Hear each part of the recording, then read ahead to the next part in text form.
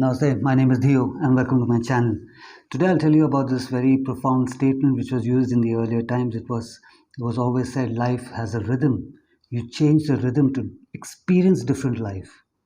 So I'll tell you more about this, and this will probably help you in your spiritual practices and in your day-to-day life. So life has a rhythm. What does this mean? This life that we are living in has a rhythm. This rhythm is our heartbeat. Tuk tuk, tuk tuk, tuk tuk. This beat is the life that we are living here in. We are experiencing everything through this rhythm. So just like on earth, this is the rhythm. Different realms have different rhythms. There's a different heartbeat going on over there. So in earlier times, what they would do is they would want to manipulate this rhythm because they always saw this body as a body suit. They wanted to manipulate this rhythm so that they could see different realms, experience different realms. These were known as spiritual experiences. So in today's time, when I come across, and a lot of people, when they say after their practices, they feel good, they feel happy, they feel calm, they feel energized, it's great, all of this is great, but all these are human experiences. Spiritual experiences are something else where you actually will see different realms, experience different realms, interact with different beings. It's a different experience altogether. When you come back to your body, you will know the difference between a dream and a spiritual experience. Yeah, this wasn't a dream. You've actually been there. You've actually met them, spoken to them, seen this place or some other place on this earth itself, time traveled. These are spiritual experiences. So why is it so important? It is important just like any other goal that we're trying to achieve. Let's say even if it's as small as losing weight or putting on weight or a goal in your career. Initially, when you're doing your practice, running on the treadmill, running anywhere or eating certain food to put on weight, initially when you're not seeing the results, you're still pushing on yourself like, yeah, probably it's not possible, probably it's just, other people are doing wrong right things and I'm not doing the wrong thing. But the minute you see that smallest change, you see that smallest achievement, that experience pushes you to do more. That okay, I've tasted that success, I want to do more now. Yes, the practice that I'm doing now, okay, if I'm running for 15 minutes, or these are the foods that I'm eating to put on weight, or this is the path that I've taken on my career, these are the things that I've done and I've seen the result, now I want to push it more. Spiritual experiences are just doing that. So your spiritual practices, once you're doing and you have a glimpse, the smallest glimpse of another realm, you realize that, yeah, there's a lot more to life than what I'm living over here. That was a spiritual experience. Now you start pushing it more. So these spiritual experiences over here start feeling really small. It's not that you don't appreciate it or you won't react to it, but then you feel like, man, there's so much more to it. Let's just get that experience back. That's your soul's experience. You start believing that, yeah, you have a soul that can get out from the body. So now when a lot of people I come across who go through all these guided meditation where people are guiding them into how they are having a out of body experience, those are just words that's fed into you through somebody who's saying it in a really nice way, polite way, calm way, through sound effect, reverb, that okay, now your body soul is leaving the body and is going higher and higher and you're calm and calm. These are all human experiences. You're imagining it. So today, even if I tell you that okay, monkey on a tree, everyone's going to imagine a monkey on a tree with a guitar doing head banging. Everyone's going to imagine that because that's how this body is programmed. We start imagining things. That's a human experience. So in earlier times and even in today's time, the way to change this beat used to be drums. So a lot of cultures, Native American, let's say even in Africa, here in India, every culture in every area of this world, people were using drums to change, to manipulate this beat. So if this beat is dhak dhak dhak dhak dhak dhak, they would play thum thum thum thum thum thum thum thum. So just like a nightclub, when you go to a nightclub and the beats are playing, your heartbeat starts increasing. It's not the normal beat, it starts increasing because now you are in that experience, you are having that experience. What the DJ wants you to have. So in earlier times, they would create that sound to a particular level. They knew what they were doing to get the person who was there in that circle having that experience. So automatically when the body is already moving to that beat, your body starts dancing to that beat. It's dancing because now your breath is also going to change. Your heartbeat and your breath go hand in hand. So with this beat and the breath going up and down, up and down, up and down, the person would start having a spiritual experience. So let's say in a gathering of 50 people, probably 4 would have that experience. Not everyone's going to have that experience because everyone's on a different life path.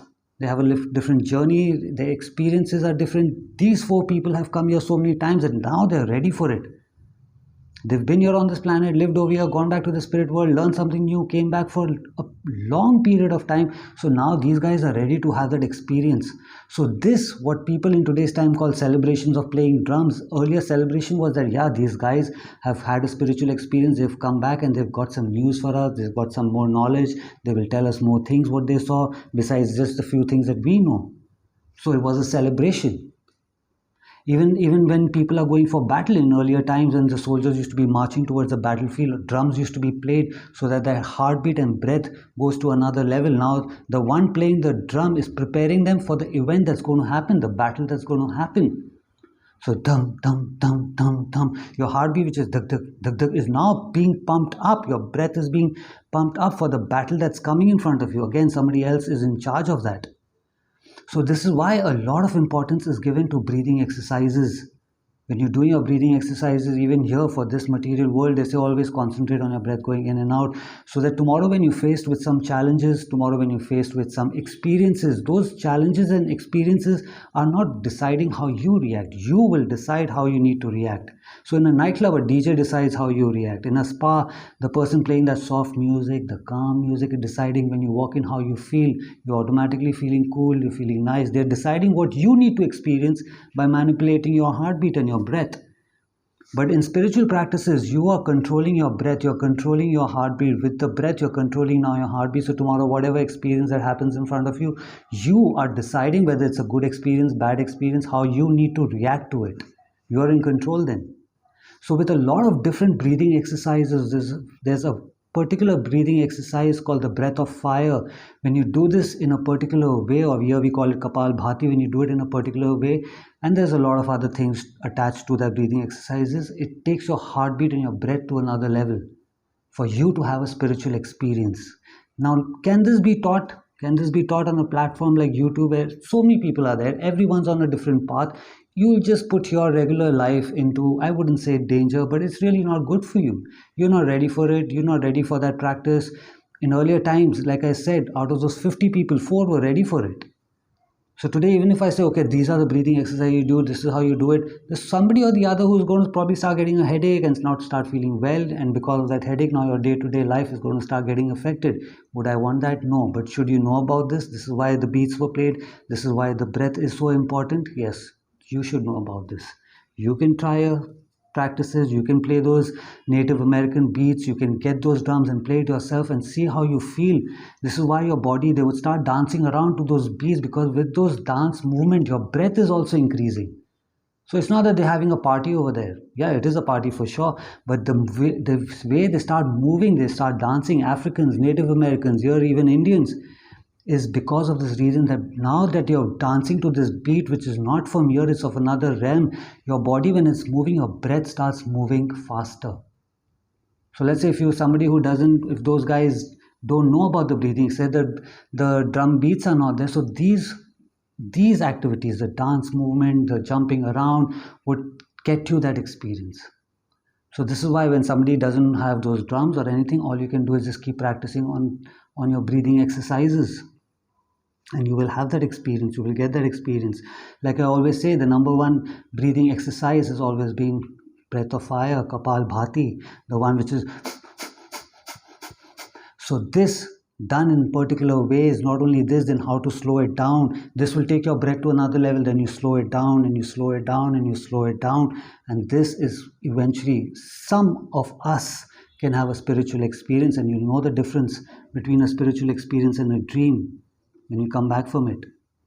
So once you start having these experiences is when you push yourself more into the practice, more and more and more and more, and this is how you start growing spiritually. You start growing spiritually and in this material world also. Your reactions to things change, your life changes, you start looking different, you start talking different, people start seeing you in a different light altogether, because now the problems of this life don't affect you anymore. You're seeing something greater than that. You're interacting with greater beings, not just human beings. So this is why life has a rhythm. You change that rhythm to experience different life.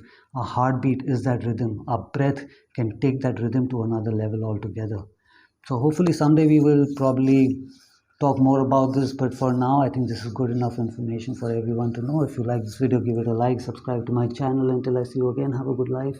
Namaste.